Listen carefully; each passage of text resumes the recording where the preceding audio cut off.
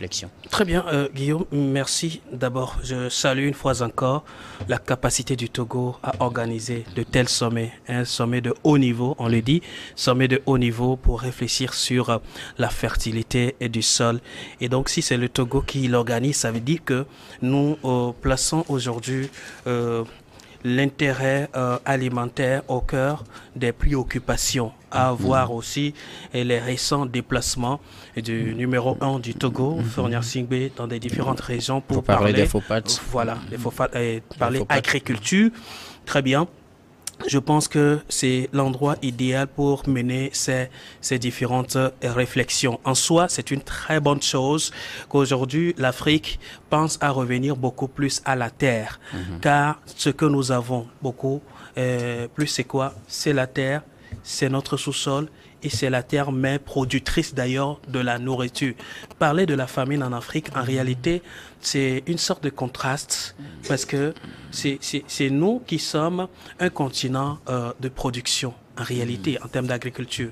Mais aujourd'hui, il y a beaucoup de produits que des États africains ne pourront qu'importer parce que n'ayant pas la possibilité de le faire. Qu'est-ce qui arrive souvent? C'est que les politiques ne sont pas toujours orientées vers la terre. Ou la plupart des politiques africaines ne sont pas très souvent orientées vers la terre. Si aujourd'hui on arrive à prendre conscience des choses pour pouvoir revenir et dire on a plus de richesses, on a plus de choses à manger dans la terre qu'au lieu d'aller le chercher ailleurs. Je pense que c'est une très bonne initiative, c'est une très bonne idée que ces experts se retrouvent à Lomé. Maintenant, j'ai toujours les griefs que j'émets contre de telles rencontres et je me pose la question si c'est réellement les bonnes personnes, les réelles personnes qui sont identifiées et qui se retrouvent autour de la table. Les grands battants, moi je les appelle les grands battants, ce sont des véritables cultivateurs et qui sont, à l'heure où nous sommes ici, moi j'ai porté une tenue comme ça, toi tu es en cravate. Les grands battants, ils sont sous le soleil quelque part en train de raser le sol. Ils n'ont même pas la possibilité de rendre disponible l'eau pour lutter contre la saison. Ils doivent attendre que la saison leur soit clémente pour pouvoir faire des récoltes. Maintenant, les réels politiques amèneront à faire en sorte qu'il y ait saison pluvieuse ou pas, que ces producteurs soient en mesure de récolter ou alors de produire pour aller contre la faim. Mais généralement, les réflexions ne sont pas toujours dans ce sens. Maintenant, après ces réunions de cravates, je les appelle des réunions de cravates souvent, quelles seront des réelles retombées pour des acteurs véritables sur le terrain? Si à cela, moi, c'est là où se trouvent véritablement, moi, mes préoccupations. Il ne faut pas qu'on en arrive qu'au discours et rester que dans les discours, mais que sur le terrain, qu'on retrouve véritablement des agriculteurs qui se sentent concernés par cette réunion, par cette rencontre et les retombées de cette rencontre. Mais que cela ne serve pas d'agenda politique pour les États. Je précise bien que de telles rencontres humanitaires et humanistes à la fois ne servent pas d'agenda politique pour les différents États qui prennent part à de tels rendez-vous. Il faut que l'essentiel soit véritablement visé. On parle de la faim. On parle de la sécurité alimentaire. C'est tout à fait fondamental. On dit le ventre affamé n'a point d'oreille. Et aujourd'hui, beaucoup d'Africains ont faim. S'il y a lieu de réfléchir à comment trouver à manger et il faut interroger le sol, alors interrogeons véritablement le sol avec tous les mécanismes nécessaires. L'agriculture doit quitter son étape embryonnaire que nous avons l'habitude d'assister dans les États africains aujourd'hui pour aller dans une agriculture beaucoup plus développée. Et les politiques sont là, tout en place. Mais il faut que cela soit traduit véritablement dans les faits. Moi, je reviens au sujet des engrais. Là encore, je pose beaucoup d'interrogations. Quel type d'engrais avons-nous besoin? Les engrais chimiques, les engrais organiques. Voilà. À quel intérêt cela nous apporte sur nos terrains cultivables?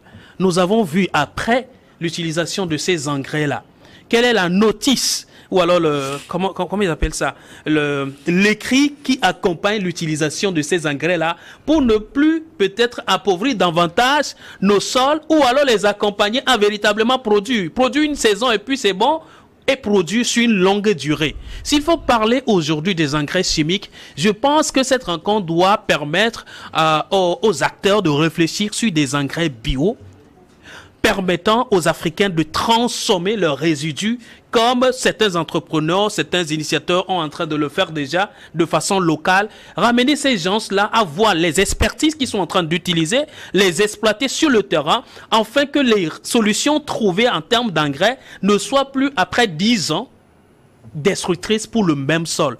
Car le sol reste et restera toujours ce qui peut nourrir l'Afrique.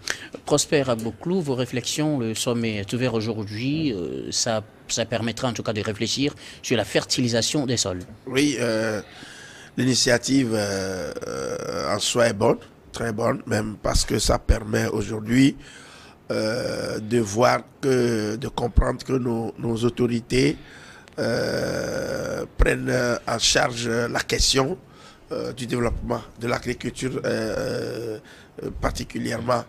Vous savez, après le déclenchement de la guerre entre la Russie et l'Ukraine, on a senti quand même qu'il y avait eu un manquement au niveau donc de certains produits vivriers et autres, le blé, le riz, les céréales notamment. Les céréales notamment. Il faut réfléchir donc à la nouvelle donne. Déjà, nous avons des produits ici qui ne sont pas bien exploités. Le manioc, la tomate, enfin des fruits, les maraîchers, tout ça là, ça manque donc déjà d'adhésion à la conservation. Je crois que au même moment qu'on parle donc du développement de l'agriculture, il faut penser aussi à sa conservation, parce que souvent en Afrique, il y a une part qui est détruite ou bien qu'on a périmée, qu'on jette la plupart du temps. Il y a ça, c'est parce qu'on n'arrive pas à concevoir. Par exemple, le manioc, quand ça finit, bon, il faut faire de la farine, du tapioca et autres, c'est vrai. Mais je crois quand même que ce que nous avons appris depuis le bas âge, je crois que vous aussi, vous l'avez appris, la conservation du sol. On nous a parlé de la jachère, de l'assolement, de l'irrigation, du drainage. On enseigne ça.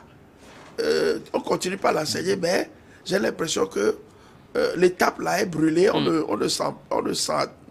n'en donne plus, et on parle des techniques industrielles qui peuvent amener le sol à pouvoir régénérer. On a écouté le ministre tout à l'heure, c'est un bon discours qu'il a tenu, c'est une très belle pensée, une bonne réflexion, et nous voulons y croire, mais on a l'impression que, je donnais l'agenda politique, la plupart du temps, ça remet en cause l'intégrité et l'honnêteté des pouvoirs publics. Ceux qui nous gouvernent, ils disent des choses qui sont très bonnes. Est-ce que, lorsqu'on nous parle d'engrais aujourd'hui, moi c'est le côté là qui me tient à cœur. Quel engrais?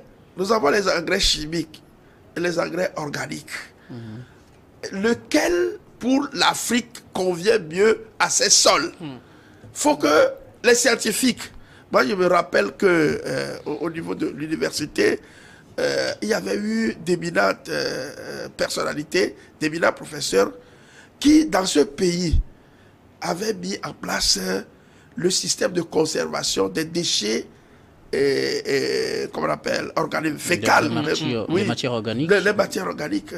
On a mis en place où on cède le déchet fécal et les urines.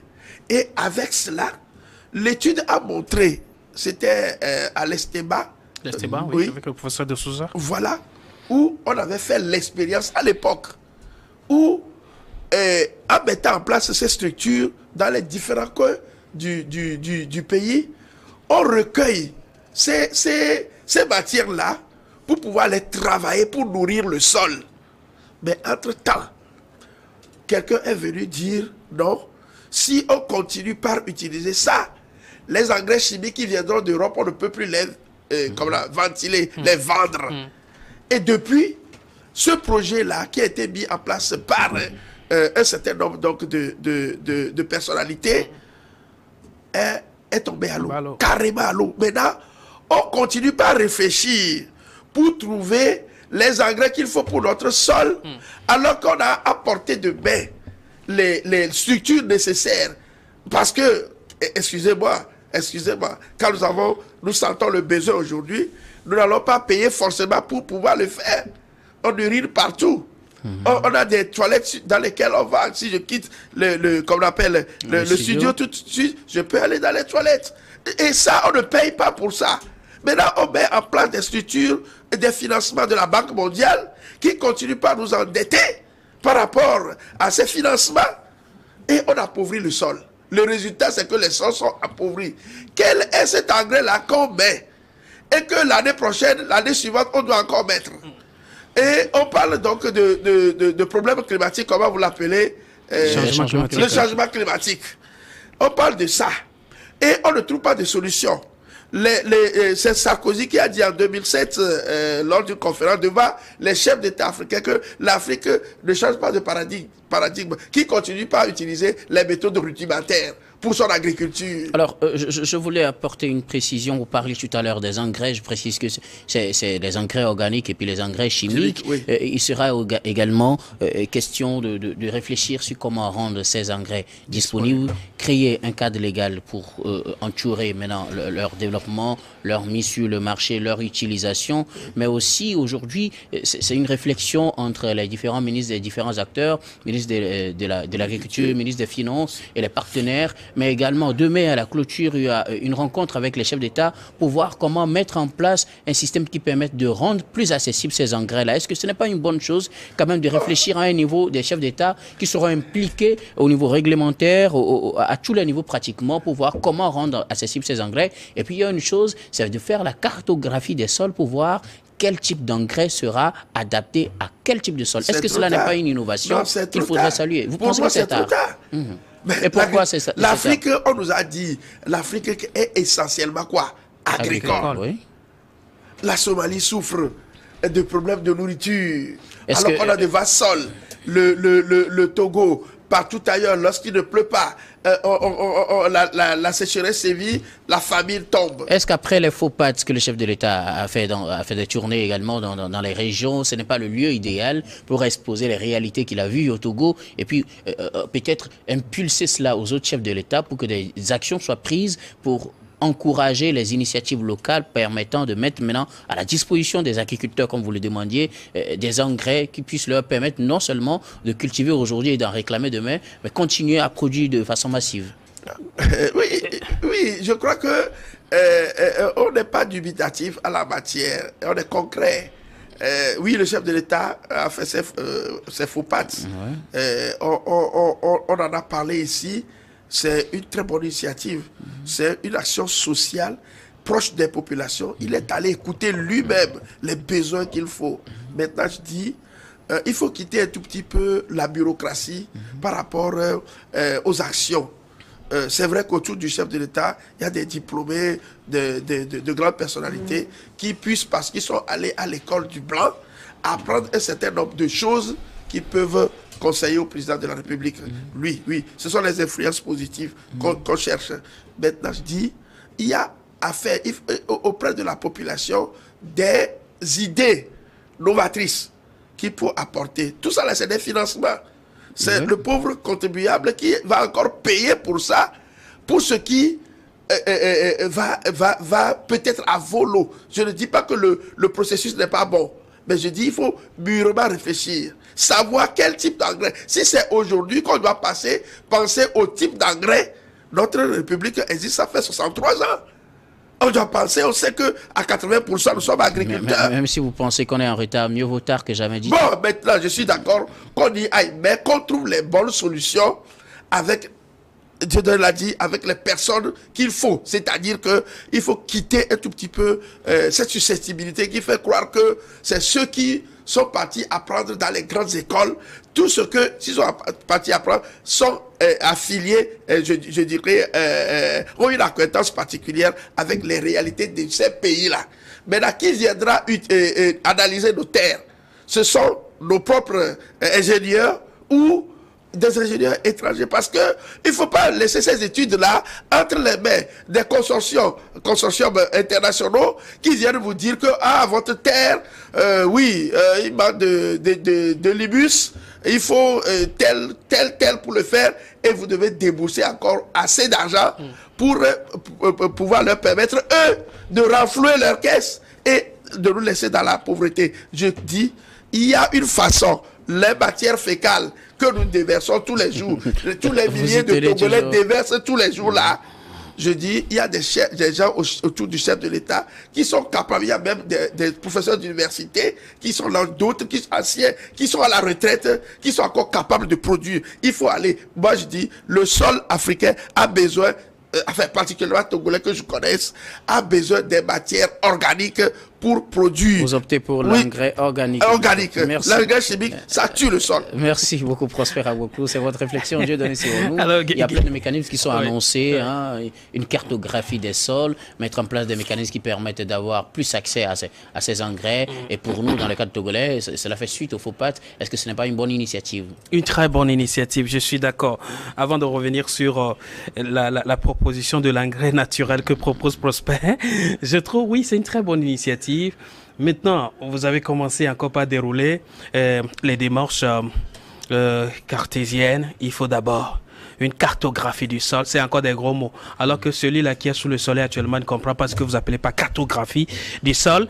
Et ça prend du temps. Pendant ce temps, nous sommes en train de mourir de faim. Ça, c'est juste, comment dirais-je, une parenthèse, je suis en train d'ouvrir. Donc, trop de protocoles autour du problème agricole tue l'agriculture africaine. Raison pour laquelle il faut véritablement ramener le problème de l'agriculture africaine sur un plateau où ce sont véritablement des acteurs de l'agriculture qui y participent. Le chef de l'État a fait une tournée à travers le pays.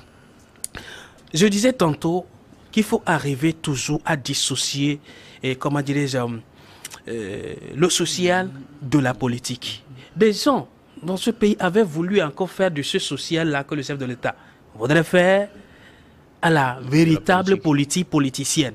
Nous avons vécu des choses à Palimé. Des réels agriculteurs voulaient prendre le micro et parler de leur réalité du terrain. On avait envie même de leur arracher le micro pour qu'ils ne s'annoncent pas. Mais on veut juste écouter des discours d'un Molière quelque part qui parle un bon français au chef de l'État. N'eût été la vigilance de M. Fornia Sigbe lui-même, il a dit non. Je veux écouter lui là. Je veux l'entendre parler. Et lui-même, il a modéré finalement cette rencontre-là. Vous voyez que si finalement, il a modéré et puis il a eu les informations. Il a eu les réelles informations. Oui. Maintenant, s'il n'avait pas eu cette présence d'esprit-là, imaginez toutes les tournées qu'il a fait. Quelle information il aura véritablement pour retourner? Il n'est pas partout. Donc, s'il se déplace, c'est juste pour avoir ces informations. Mais s'il déploie ses collaborateurs sur le terrain, c'est pour avoir des réelles informations et venir réfléchir concrètement sur ce qu'il faut. Mais si les informations qui lui parviennent sont des informations biaisées, des informations unijambistes, à dessein politique, vous pensez qu'on peut véritablement aller sur ce terrain de l'agriculture. Mais malheureusement, c'est ce qui nous tue aujourd'hui. On a du potentiel agricole dans nos différents États africains. Le potentiel agricole est là. Il y a les bras durs qui sont là pour travailler la terre. Mais donnez-leur les moyens et favoriser leur activité pour que nous tous nous puissions manger. En réalité, c'est l'Afrique qui nourrit le monde. Mais aujourd'hui, l'Afrique devient la grande mendiante. Pourquoi? On ne veut pas actionner ce qui produit la nourriture. On ne veut pas travailler ce qui est à notre portée pour véritablement nous faire valoir. Et donc, moi je pense que ces experts réunis à Lomé auront à écouter notre chef de l'État qui va leur partager l'expérience qu'il a faite à travers ces différentes tournées dans les régions du Togo pour qu'ils prennent les réelles décisions et à temps rapidement possible pour que cela puisse servir. Vous avez vu la crise russo-ukrainienne.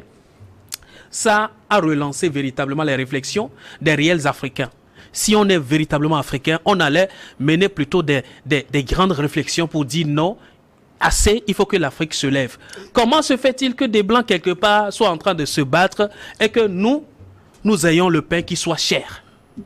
Comment se fait-il que les Blancs soient en train de se battre quelque part et que nous n'arrivons plus à manger?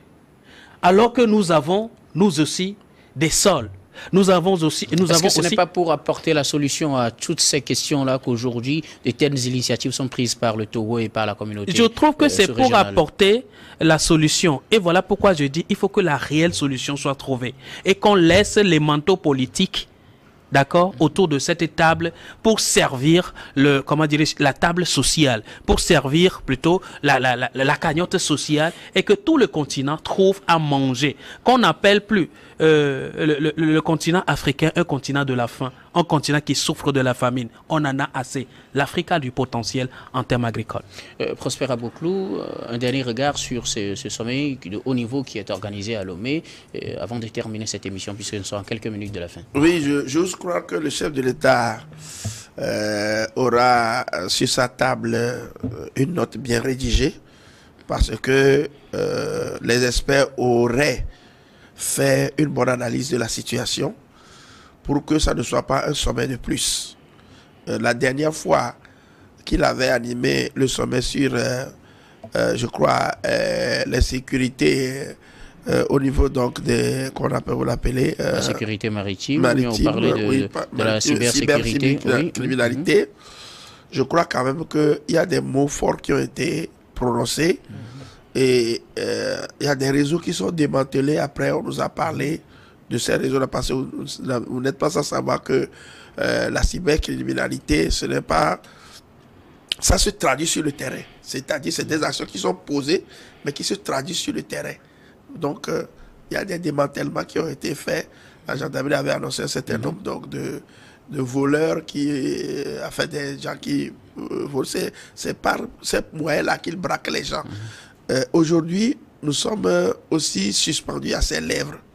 Que les bonnes décisions soient prises. Nous ne serons pas à ses côtés, mais nous sommes des météorologues. Rien que nous sommes des météorologues. En quoi nous prévoyons la pluie.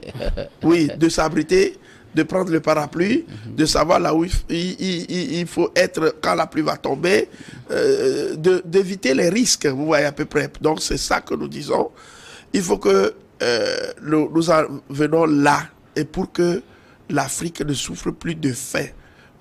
Après, on parle de PAM qui doit amener de la nourriture ici, par là, on crée ces désordres-là pour que l'Afrique n'ait jamais la stabilité, vive dans l'instabilité pour ne pas produire, se développer. Donc, c'est une très bonne chose, l'initiative est bonne, le gouvernement togolais prend ces initiatives-là de temps en temps, beaucoup de choses pour réveiller un tant soit peu la conscience africaine par rapport à sa potentialité, à ses valeurs culturelles, et ça permet aujourd'hui d'aller dans le bon vivre d'une manière ou d'une autre. Maintenant que ce sommet vienne corroborer tout cela, je dis et je le répète, au nez et à la barbe de tous, si ça, le président de la République nous écoute, il faut qu'on prenne langue avec certains scientifiques qui sont là et qui peuvent nous aider l'État togolais à développer l'engrais chimique au lieu